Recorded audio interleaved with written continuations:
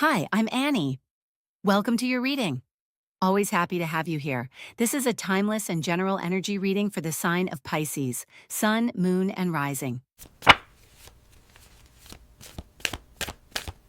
Throughout this spread, there is a recurring theme of the internal versus the external, the quiet, emotional truth of your heart versus the loud, analytical, or practical demands of the world, telling us that true maturity is the ability to hold a feeling and a boundary at the same time. First, we see the message that power is found in presence, not pressure. The High Priestess and Strength teach you that you do not need to roar to be powerful. The message here is that wisdom doesn't always need a megaphone. In a world that demands instant reactions and constant communication, there is a profound moral victory in having the self-control to stay silent until your intuition and your logic are finally on the same page.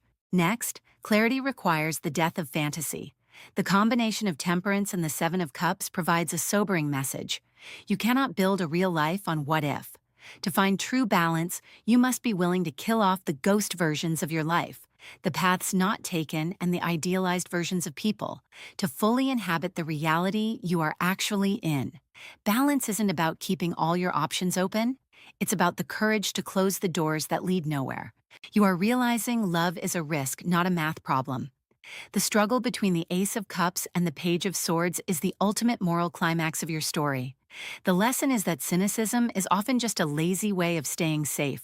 While it feels smarter to be skeptical and to analyze every flaw in a relationship or a new beginning, doing so eventually starves the soul. The message is that you must eventually put your sword down to let the cup be filled.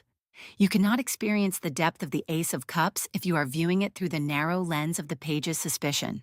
You are moving from a state of defensive survival, protecting your past, analyzing your feelings, managing your options, to a state of intentional creation.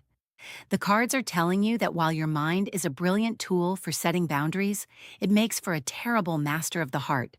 If we look at the progression from your hidden past, Six of Cups, to your current practical stability, Queen of Pentacles, and finally to your intellectual defenses, Page of Swords, a profound secondary message emerges. The tools you use to survive your past will eventually become the obstacles to your future.